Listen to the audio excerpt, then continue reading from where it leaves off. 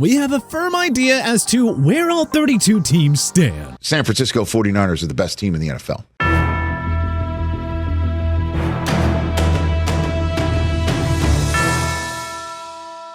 Which teams will realistically compete for the Super Bowl, and which regular season darlings should you avoid buying into? We present to you the 5 legitimate Super Bowl 58 contenders and the 5 big-time pretenders. Contender, San Francisco 49ers. When they're clicking on all cylinders, nobody is more dangerous than Kyle Shanahan's 49ers. Remember, they're potentially a non-Brock Purdy elbow injury away from being the defending Super Bowl champions. Regardless of where they finish in the league-wide standings, the 49ers should always be considered the team to beat in the postseason. For one, they have the league's best set of weapons in likely rushing champion Christian McCaffrey, Deebo Samuel, Brandon Ayuk, and George Kittle. It really doesn't matter how you actually feel about Purdy as a QB, because he is producing like a Pro Bowler with all those superstars at his disposal. And as usual, the 49ers D ranks near the very top in total defense and yards allowed. Nick Bosa, Eric Armstead, Fred Warner, Chase Young, Charvarius Ward, and Javon Hargrave? Yeah, good luck.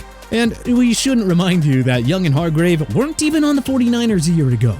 No, Shanahan hasn't won the big one yet, but 3 NFC Championship games in 4 years is a testament to his coaching. Pretender, Miami Dolphins. The Dolphins have been such a joy to watch this year.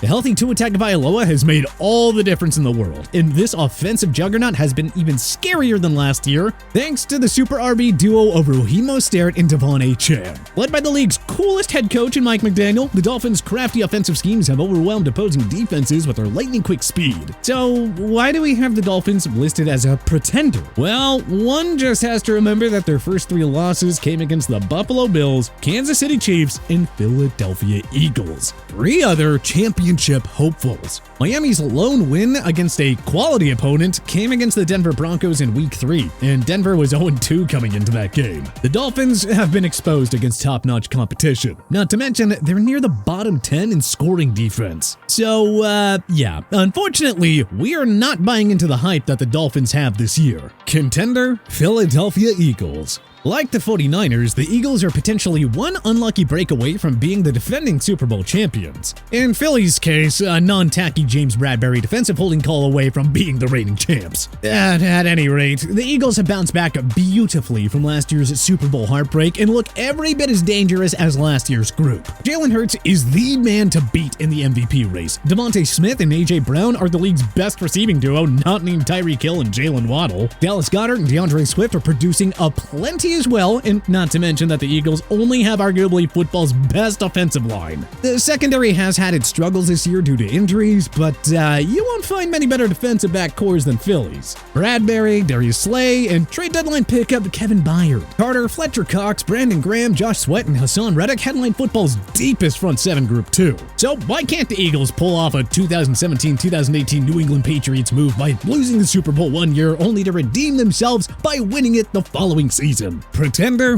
Buffalo Bills. The Bills again entered the year as another top Super Bowl favorite, but unlike the last 2 seasons, Sean McDermott's group hasn't really looked like a team that's actually capable of winning it all.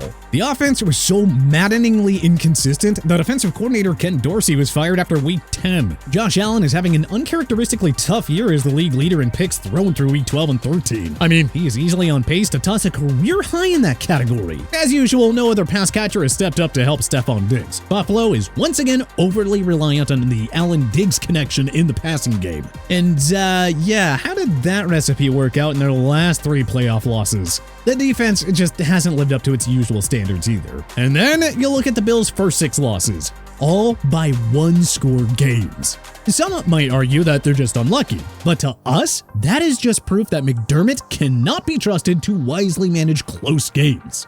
Buffalo might squeak in as a wildcard team, but don't think for a moment that they're going to catch fire and go off in the postseason. Their ceiling is 1 playoff win this year, and honestly, we'd be shocked if they got even that far. Contender, Jacksonville Jaguars. It feels like the Jaguars are being heavily overlooked in the AFC, even though they're in the running for the conference's top seed, and even though they reached the Elite 8 a season ago.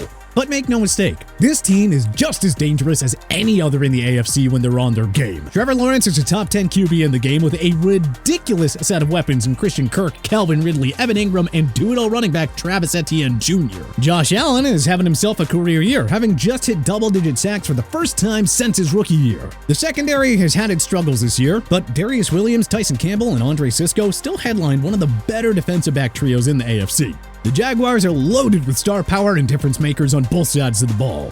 Even if Lawrence and the offense have an off game, the Allen-led defense can play hero and save the day. And hey, vice versa. Oh yeah, and did we mention that Doug Peterson is a Super Bowl winning coach who knows what it takes to capture the Lombardi Trophy? Pretender? Pittsburgh Steelers. The Steelers' offense ranks near the very bottom in most major categories, hence Matt Canada's firing.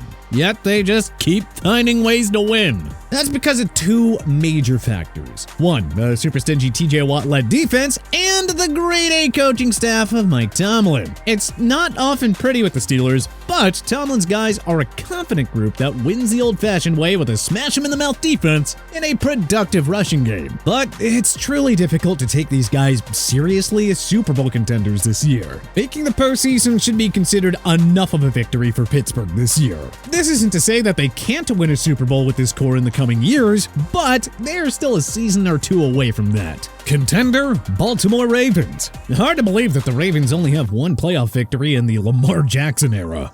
But this team truly feels different, and 2023 might be the year that the Ravens finally experience their first deep postseason run with number 8. Let's get the obvious out of the way here. Jackson has stayed healthy this year and is back to his MVP-like form. As usual, they boast football's best rushing attack with Jackson and Gus Edwards, and secondary contributors Justice Hill and Keaton Mitchell. Even with tight end Mark Andrews out for the year, Baltimore has a nice set of pass catchers and rookie standout Zay Flowers and veterans Odell Beckham Jr. and Nelson Aguilar. And for those in the defense wins championships category, well, the Ravens lead the NFL in sacks and are neck and neck with the Cleveland Browns for fewest yards allowed and with the 49ers for fewest points allowed. John Harbaugh's Ravens can beat you in every phase of the game. Pretender? Detroit Lions. We'd absolutely love to buy into this feel-good story and envision the Lions winning the franchise's first Super Bowl title. But you know, we're just not seeing 2023 as the year that the Lions break through. Honestly, the fact that they're going to win the franchise's first division title in 30 years is a good enough start. Fans should be happy with that. Detroit's lone win against a quality opponent came against Kansas City in Week 1,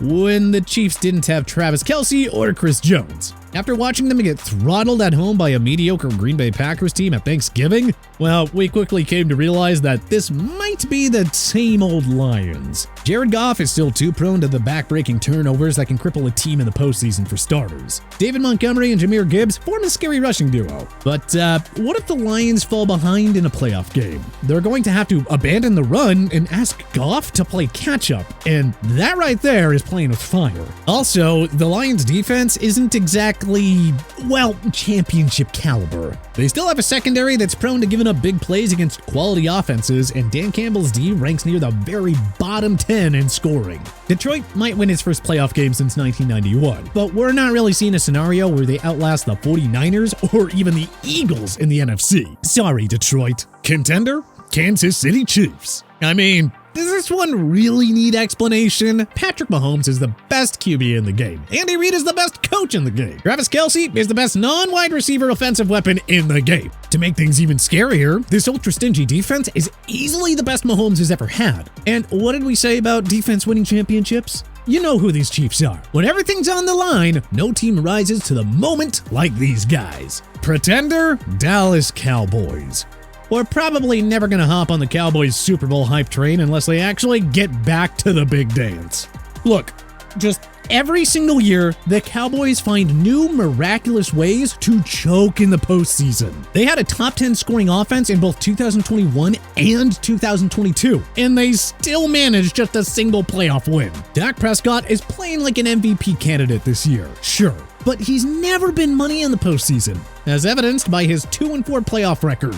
Dallas didn't even beat a team with a winning record until Week 13 against Seattle, so don't be fooled by their status as the league's #1 offense. It is easy to beat down on horrible teams. The Cowboys just do this every single year. They look great in the regular season, fans think that this year is different, but the results stay the same.